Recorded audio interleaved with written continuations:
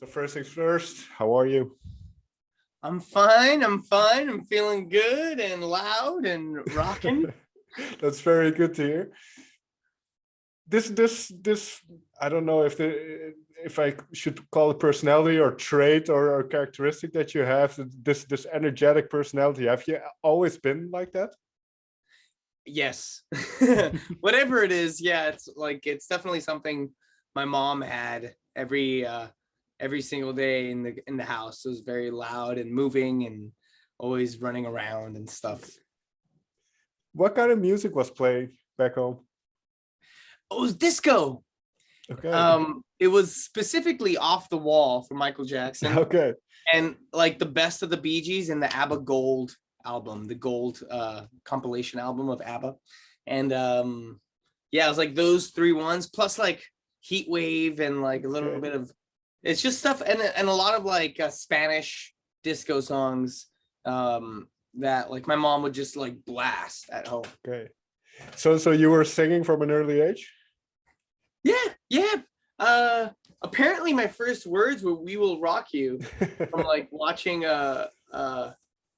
the like a commercial, Buffalo Wild Wings commercial. They played Okay. it in that commercial and I like sang it and that was it. And this always fascinates me, especially for young musicians as they are kind of starting to learn their craft. Is did you know you could sing, or was that just kind of happenstance that you figured that out? It just sort of happened. I Okay. I wanted to be a guitar player Okay. and like I realized that there's a lot of nothing to do when you're on stage. I was like a solo guy. When I was 12, I started doing like what do you call those? Like talent shows and stuff Mm. just with the guitar. And I realized like, man, there's nothing like I'm kind of bored here. I feel like I'm not doing enough. So I put myself out on a microphone like last minute and stuff. And just it felt like it was right. Okay. And then were you writing your own songs back then? A little bit, yeah. They're not good, but yeah. Well, do you remember any of the kind of the first attempts at songwriting, or kind of, because the reason I ask is kind of why did you do it, or what kind of feeling did it give you? Right. I guess I've always loved history and like literature. Just in school, Okay. that was my thing. I hated math and everything else, but like as a kid, like a 11, 12-year old, I think my first song was when I was like 12 or 13. Like one song I wrote was like based off of Romeo and Juliet. We read Okay. that in school and it was called Where the Hell Are You, which is like I want to make a rock version of Wherefore Art Thou. Um like that line. So it's just like I loved the idea of like not necessarily turning it into a punchline or anything, but like taking something and twisting it a little bit and being like, this is a different version of that. And it was so that was like one of the first songs I've ever written. And so I guess I just like the idea of being how do you call it? Just like a little creative in that sense. Like just take something because I didn't live a life back then. I was still just going to school as a little kid. So I just take stories and take history and like put my own twist to it. And I thought that was funny. It was like taking a Lego playset supposed to be Hogwarts, but maybe you make it into whatever you want to make it, or some stuff like that. Is that an approach you have to music in general still, where you can take elements from all kinds of music, but you still want to kind of jumble it up into your own thing? Yes, absolutely. Yeah, like in we just came off tour and if you were in the van with us, you would be listening to almost everything but rock and Mm. roll. Okay. Like it's just a bunch of different kinds of salsa or like funk music or weird like other musics. But then we go on stage and we play rock and roll. Um, so like I've been doing that my whole life. I just listen to weird other music and try to add it into my songwriting and performance style. Now, before you were asked to join Classless Act, or before Classless Act was kind of formed, what was your, how did you see your trajectory in terms of music, and kind of what you wanted to do in music? Because you were already releasing your own songs as well. Yeah. This is like I always look at this as because yeah, before they asked me to join, I was doing like maybe more progressive rock and maybe a little bit Mm. more closer to Pink Floyd type stuff. And I was Okay. really into that. And doing this, I thought like I think this is the right way because I got to strip it down more. I was adding synthesizers and everything, and I loved it. But at the same time, I like the challenge of like, wait, what if I can convey the same emotion and convey the same message with like straight up rock and roll, two guitars, bass, drums, and a vocal. And I thought like that goes back to like the very beginning of just using sticks and like stuff like that, more tribal and yeah. So I mean, it was kind of like a fun challenge. I just wanted to find that challenge, and I thought like the world today needs rock and roll straight up. A lot of bands here on Sunset Strip, they're using tracks and they're using synths and hundreds of things and stuff. But I feel like, no, we just need to go back to like, boom, like easy, raw. Why is, this is going to sound like a stupid question perhaps, but why is that so important to have a simple, well, simple is not the right word as well, but to have rock and roll? Why is that so important to not have it too diluted in a way? I think that simple is a great word, I think, to go for it. But like, I think like, if you can like say the theory of everything in one word, you've like figured it out, like, I think it goes to something of that nature. Like, there's less to hide. It's more direct. It's, again, it cuts to the core quicker. Well, I don't know. I just think it's just like, it just hits harder, I think, in a way with it.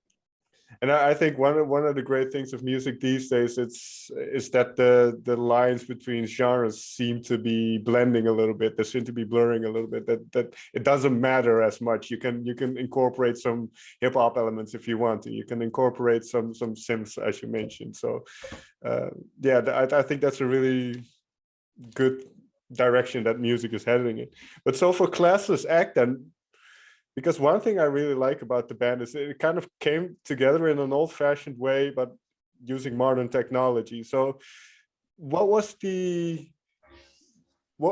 how did they convince you to join the band? What were those first initial kind of conversations you had? Well, they just asked me to come over and like hear some songs, and it was cool. It was like it was kind of like punk or like early Guns N' Roses and stuff. Like, this is great. Like, I love this. I was raised on this. But I think it wasn't until like we talked about what groove really was. We had a serious conversation. Like, you guys have groove. Play something slower for me. It was like a guitar, two guitarists and a drummer at the time, and they were just like, they started grooving, and I was like, okay, cool. Because I think the essence of everything is groove, and like if there's a good rhythm section, then like you can accomplish anything. So yeah, so like once we talked about us like expanding, like, yeah, let's do rock and roll, let's get in everyone's face, but let's keep the door open, keep all the doors open. Like, maybe you want to get a little pop, or maybe you want to get a little even reggae, like, as long as there's something with more groove and stuff like that. Yeah, that's like that's what made me want to like explore the band. Plus I was a guitar player at the time, so I was like, if I'm singing only, I could really hear the bigger picture. I could focus more on what the sound of the band is, and I could help maybe just like, have it like go a certain way, or just discuss with my members, like, what do you think of this more? And yeah, it's just like this big open experiment. That's very interesting. So did focusing more on your vocals, did that kind of change your songwriting at all, or the way you look at songwriting? Ooh, not so much, like a little bit. Actually, if anything, it made me more adventurous in a convoluted way. Like, I wrote too many lyrics. I had not much to do, so I was like, blah, blah, blah, blah, blah. And so when I met up with certain producers, they're like, take that out, come on, make it, there's too much. And but whenever I would write, I would always have a guitar with me. I would always try to write riffs. Okay. And I write a lot of riffs, and I'm like a big part of the musical aspect as well. Yeah, because I heard that it is very much a collective effort, the way you try to end up with songs. So can you take me? I'm sure it's different for each song, but can you take me through kind of a normal way of operating when you're creative, when you're writing a song? Sure. Yeah. I mean, like you said, every song is different, especially on this album. It's a conglomerate of like 12 songs over the last 3 or 4 years. It's our first album, so we have so many like we chose from 50 demos and we chose Okay. 12. And so like a lot of them, like for me, like some of the songs I've written top to bottom, and I think every one of those, it was like I started writing it at like 1 a.m. in the morning and I finished around 8 a.m. in the morning. Okay. So I stay up in this weird window of time where I just do it. And I'm not like on drugs or anything. I get into it and I'm like into it. I love it. And Is it, I do it for that weirdness. yeah, is it the silence of that time? Absolutely. Silence is the key to noise, I think. So like yeah, it's the silence, it's the peace, it's like the unconventionalism. Mm. Like everyone's going to work when I start going to sleep. It's like think just having that is like the perfect creative spark, it's not Okay. whatever you can do to be different. And like some of the songs Franco wrote all together, I'm sure it's very similar to how he, like I haven't even asked him like how did you, he's the bassist. And I asked like I never asked him how he did it, but I could imagine it was very similar. It was like late hours just to himself in a room, like really feeling it. And he's really good at rewriting too. So if we hit a wall, or if like the producer says I don't like this, he would just be like, well, how about this? And he just does it. For me, it's like, oh, let me go back for 7 more hours. And but then there's songs I don't know if you heard the album yet. But Yeah. oh, cool. There's like a song like All That We Are, Walking Contradiction, kind of I think like Give It To Me, This Is For You. Those are songs that like we had another writer write with us, the guitar player from Buck Cherry. Okay. But also like as a band, we would throw a lot of our ideas. Like Chuck would throw in, Chuck's a drummer, but he threw in like the main riff between the vocals in Walking Contradiction. Okay. And maybe he created the drum fill of Give It To Me, and like the vibe of All That We Are. And like Dane is the one who came with the chorus for Walking Contradiction. And like we all like those are like really like the band just comes together and we do it like first we start in a room, then we go away, then we talk about it over text or on the phone, then we come back and meet about it, and then we try everything, and like everyone's just so involved, and like it's such a group effort. So it's like that, or like maybe the single songwriting things.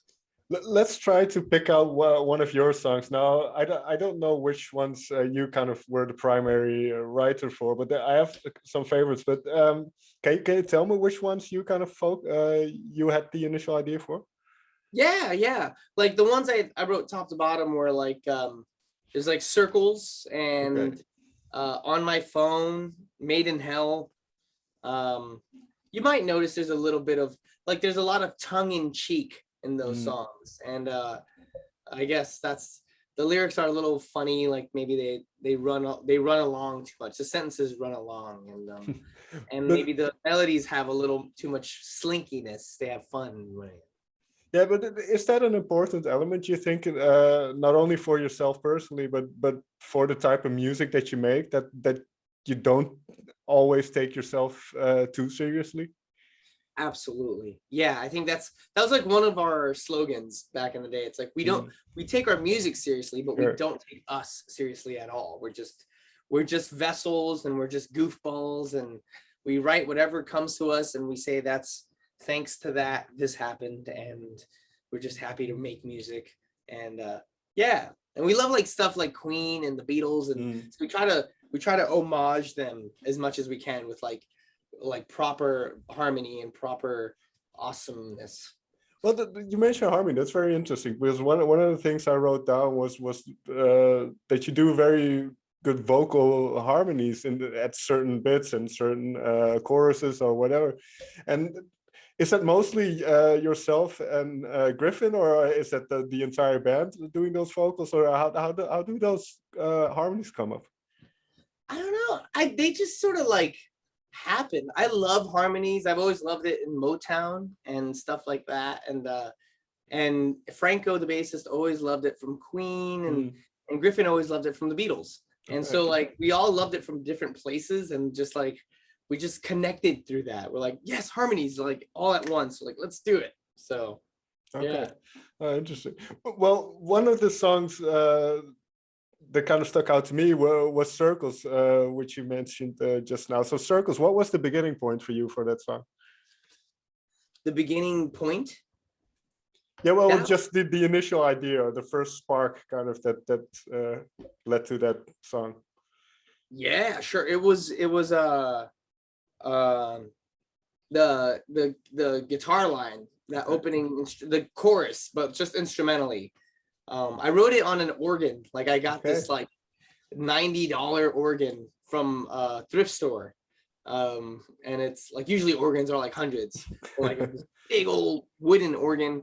And yeah, just it sounded really funny. I had like trumpet sounds on it. So it was like Okay. and once that came out, it was just like I don't know, everything just flowed out. And that was one that was like, it took me like 9 hours to write that song. I don't know why, but it was all in one go. And all the lyrics are stream of conscious, you know, Okay. like I didn't really edit it. I'm just like, here it is, blah, and then there it is. And yeah, so it always starts with like the melody. If I have a good melody, the song will write itself. If it's a But good groove, it doesn't mean it'll have a good melody. That's what I fair enough. But that's very interesting then, because that stream of consciousness way of writing then, do you later, I don't know how long it was, like how long ago it was that you wrote that song, but do you kind of, after some space of time, do you kind of find something in that song of why you perhaps wrote those words, or what you were thinking at the time or feeling? Yeah, totally. I mean, like I always find that the meaning of a song doesn't reveal itself to the Mm, writer till 3 years later when okay. you're going through it. You're like, oh my God. So songs predict your lives, I think. And Okay. it sounds insane and too fortune tellery, but it happens to me every time. Like I wrote that song maybe 3 or 4 years ago, but like it's just starting to hit me hard now. And I'm like, Okay. really, wow. And like sometimes I write very specific lyrics that have to do with like what I've just gone through, and it's really weird actually. That's very interesting, because I can imagine that, especially with that stream of consciousness, you don't really know what you're singing at that time. But like you say, in a couple of years, you might kind of, it might fall into place, those pieces. Yeah. In terms of what I find interesting, you mentioned the word pop earlier on, and kind of there are some definitely some pop sensibilities on the album, and what I find very interesting is you toe the line between rock and roll and kind of accessible music very well. Is that something that the band focused on, or emphasized, or is it just the way the songs come out? uh some of the songs come out that way, like surprisingly, and then I think that's why the label and producers gave us a chance. They're like, oh wow, you're kind of writing like how you should. And we're like, Okay. oh cool.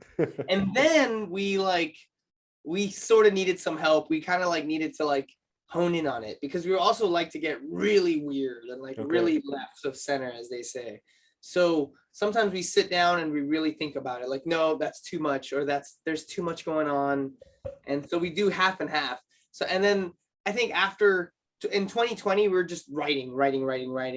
So after that year, like now we just sort of write like naturally, like, no, it has to be pop, or it has to be urgent and like no wasted moves, and it has to be melodic and beautiful and all within 3 minutes. It has to do that.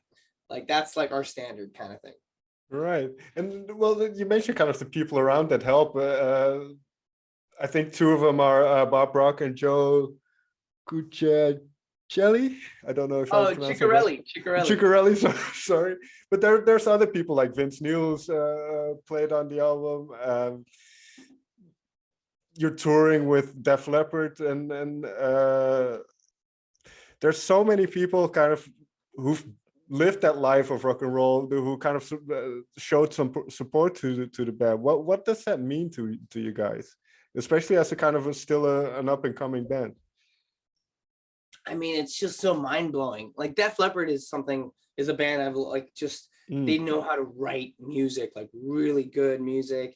And Motley Crue knows how to write vibe and capture moments. And it's just insane to be like in the presence of them or even associated with them, because they're the epitome of who we want to be. And like we just want to be them. And like, or in their place to share music and share our love of it. And but it's cool because it's also teaching us to be ourselves as much as we can. It's like, okay, that's Motley Crue, that's Def Leppard, that's Joan Jett, and Poison's like right there.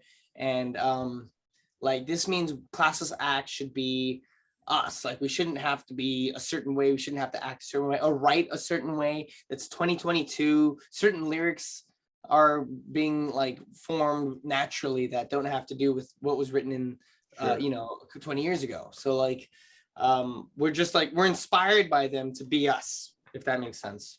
Yeah, definitely. I mean, a song like On the Phone is a good example of that, I think. Exactly. But are you, so you're very much an ambitious band then? Can I assume that you are very ambitious? So I hope so. I mean, yeah, we try to be. because what have you learned so far? You've been around for a while, doing your own thing as well, as I mentioned. But what have you noticed about kind of the life of a touring musician, or kind of the life of a musician? And the second part of that question, now that you've met all the guys and obviously you spent some time together, but being on the road with one another is a different animal, I suppose. So what have you learned about that aspect of being in a band as well? Ooh, yeah, that's a great question. Like I've noticed that the life of a touring musician isn't it's really not super fun. It's a lot of work. But if you know yourself and you know like who you like, how you want to eat and how you want to be and such, it'll be quite easy. Like it'll be work, but easy. It'll flow, everything will flow. But it's a lot of like being away from home, being away from your family, and being very much on time and in schedule, and it's like it's not as glamorous as people think it is. But every second is worth it for the music. So it just makes you like, being a touring musician makes you appreciate playing music or performing or writing music. And like almost every day on the road can be a song. So if you're looking for inspiration, like just go on the road. And then and after touring with those guys in my band, it's just been lovely. I mean, I don't know how they feel about it, but I just feel like I've learned so much about them. I've learned so much about myself, and like and I just keep learning more and more. And I appreciate it when they're nice more. And I appreciate it when maybe they're having a rough day, or when I'm having a rough day and they're being cool with me and stuff. And it's like there's a lot of love and appreciation for each other. So we're all traveling, and we just want each other to survive and help each other survive and do our favorite thing in the world. That's very good to hear, because I think that's very important, that you can get along on the road and kind of get each other through a tough day. Final question then. This first album, I suppose, is kind of like an introduction, or that maybe you don't see it like that, but an introduction to the band, to what Classless Act is. How do you see the next album, or the next couple of albums? Have you already thought about or written any music where it's kind of the next chapter? Yeah, absolutely. It's funny, like I mentioned earlier, we wrote like 60 songs or something like that. We wrote a bunch, and then we picked 12 for this album. So we have material technically for the next few albums. But I think we may not even, I don't know, like we may not even run with those songs and just start writing again to like fit the vibe of, I think we want to kind of, I don't know, because, okay, so there's 5 different minds in this band, and each one is like, one is really pop heavy, one is a little more punk rock, one's a little more like sophisticated, maybe old school. And so we just got to sit in a room together and be like, what do we want to do? But But I kind of want to be a little bit closer to our first album and be like, let's keep it rocking. And then still throw just like more like, we'll just creep more into the left world, you know, maybe something, you know, I don't know, maybe a little more modern or a little goofier, something a little funner, something more like just have fun, feel good. But rest assured, it'll be riddled with melody and groove. And as you say, every day you can get inspired by something. So it's nice to keep that open to see, well, you have some life to live, and whatever comes out of that may influence the music as well. Yeah. All right. May I thank you so much for taking the time to talk with me. Thanks so much, Robin, man. Yeah, this Thank was you. fun.